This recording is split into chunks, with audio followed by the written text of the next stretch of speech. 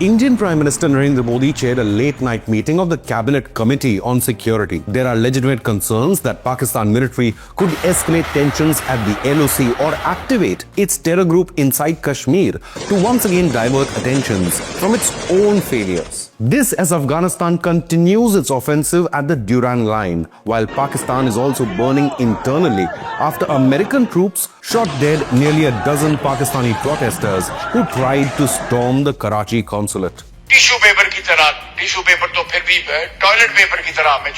To top it all, even the Pakistani military used lethal force against its own citizens. Just as Pakistani government and social media accounts were trying to dispel reports that a Pakistani F-16 had been shot down and a Pakistani pilot captured alive inside Afghanistan in Jalalabad, now comes more humiliating news for the failed marshal.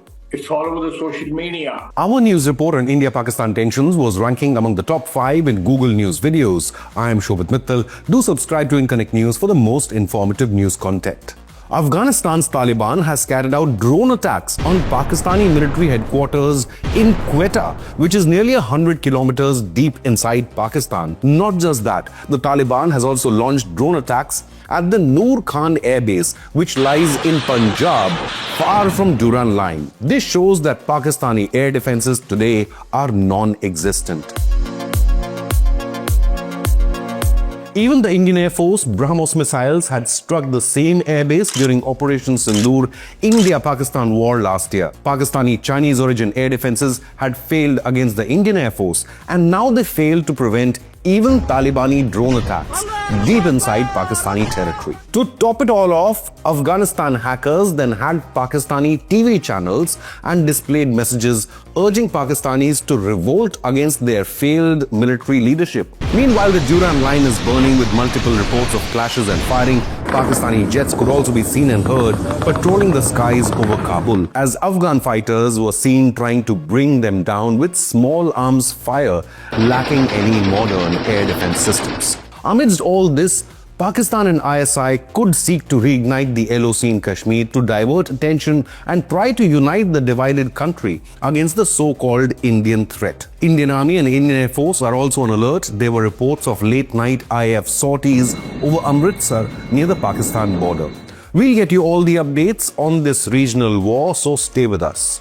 But I just want to stress here, given the damage and destruction seen inside Pakistan and across the Middle East due to the Israel-US-Iran war, we must thank the Indian military for shooting down more than 300 to 400 Pakistani drones and missiles and preventing any strikes on Indian civilian areas during the war last year. The border conflict between Pakistan and Afghanistan has just escalated over the past 4 days. The limited Afghanistan Air Force was bold enough to launch operations targeting military installations near the Pakistani capital Islamabad. The Taliban claimed they targeted not just Noor Khan Air Base but also Gulna military camp located in Rawalpindi. Afghan Defense Ministry claims, based on initial assessments, the strikes successfully caused significant damage to intended targets. Other locations included the Pakistani military's 12th Division based in Quetta, Balochistan, and the Khawazai camp in Mohammed Agency, Khyber Pakhtunkhwa. Other military facilities were also struck, including command centers. The Afghan Defense Ministry, in a statement, stated, "It should be emphasized that any further violations of our airspace or acts of aggression by hostile Pakistani elements will be met with a swift, decisive, and proportionate response." Earlier, explosions were heard in Afghanistan's capital Kabul after Taliban opened fire at Pakistani aircraft as the armed conflict between both the nations entered the 4th day. Explosions and gunfire shook Kabul on the 1st of March. No confirmation of any casualties as Pakistani jets circled the city. Afghan forces claim to have activated their anti-aircraft missiles to fend off the Pakistani fighter jets. The Taliban's defense ministry confirmed air defense strikes were carried out against Pakistani aircraft in Kabul. According to residents living in Kabul, Afghanistan's Bagram Air Base has also been targeted by Pakistani airstrikes. Taliban's provincial spokesperson Maskin Yar claimed Pakistani fighter jets attempted to bomb the airbase, but there was no damage. But earlier, Afghan officials had confirmed that 3 people had lost their lives in Pakistani drone strikes and shelling overnight. Now, the Bagram Air Base is the former US military base positioned at the north of Kabul that the current US President Donald Trump expressed interests to reoccupy last year. We're talking now to Afghanistan, and we want it back, and we want it back soon, right away. Trump had stated, "We gave it to the Taliban for nothing. We want that base back. If Afghanistan doesn't give Bagram Air Base back to those who built it, the United States of America, bad things are going to happen." Of course, the Taliban rejected Trump's demand. Now, the Pakistan blames Afghanistan for allowing TTP terror group to use Afghan territory, and Islamabad uses this to justify attacks on civilian facilities inside Afghanistan. Firstly, it's the Pakistan military, the ISI and America that created the Taliban in the first place to take on the Soviets. Now, TTP is based inside Pakistan, but it was an offshoot of the Afghan Taliban and seeks to establish a hardline Islamist state where women are neither allowed to study nor work. In fact, TTP is behind some of the most brutal terror attacks in Pakistan, including the 2014 Peshawar school attack, where 6 terror agents stormed the school and 104 people lost their lives, including 84 children. Taliban claims such attacks are Pakistan's internal matter and are not connected to Afghanistan. The latest tensions ignited in late February 2026 when Pakistan conducted airstrikes on Afghan border regions, including Nangarhar and Paktia, on the 21st of February that killed 13 Afghan civilians, as confirmed by the United Nations. Now, the Pakistan military claimed that the strikes targeted militant camps of the Tehreek-e-Taliban Pakistan, or the TTP, in Afghanistan's Nangarhar, Paktia and Khost provinces. Those airstrikes were claimed to be a response to terror attacks inside Pakistan in Islamabad, Bajaur and Bannu, which Pakistan had blamed on Afghan militants and the TTP. However, by targeting Kabul, Pakistan has now dragged the Taliban directly into this conflict with the TTP. After Pakistani airstrikes, Afghanistan forces retaliated with cross-border raids. Islamabad's defense minister then declared an open war on the Afghan Taliban government. Now, Pakistan claims 133 Afghan fighters have died in this conflict. Afghanistan claims that 55 Pakistani troops were eliminated in their offensive. Meanwhile, reports from Afghan media, including Toro News, stated that Afghanistan had indeed shot down Pakistani F-16 fighter jet in Jalalabad after a video of burning aircraft surfaced. Now, Pakistan, of course, is denying these claims because, if true, it would be a huge embarrassment for the Pakistan Air Force. They say it's fake and AI generated.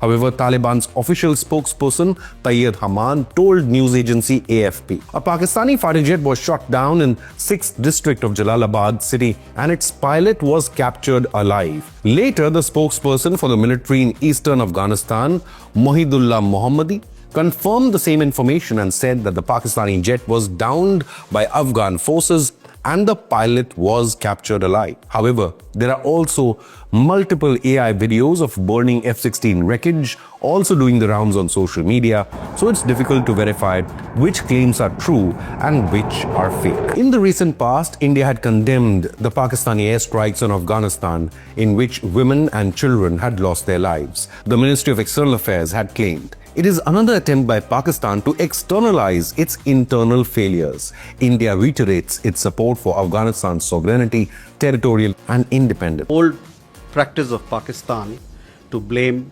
its neighbors for its own. But the Indian defense establishment is taking no chances. Indian Prime Minister Narendra Modi himself led a CCS meeting on the 1st of March that was focused on regional tensions growing in West Asia, also including the US-Israel strikes on Iran.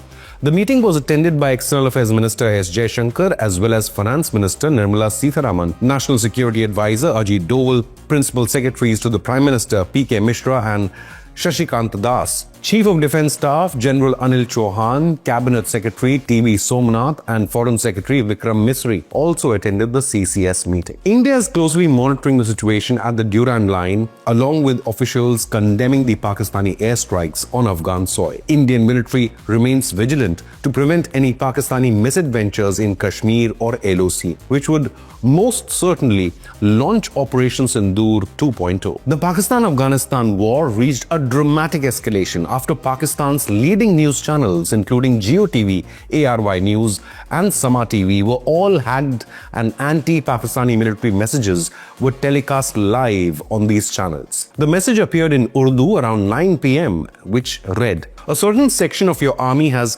brought the whole of Pakistan to ruin. Stand up to it." Now, the managing editor Azhar Abbas of Jio TV News wrote on X, "An inappropriate message was aired by hacking Jio News' screen. Jio News has no connection to the situation."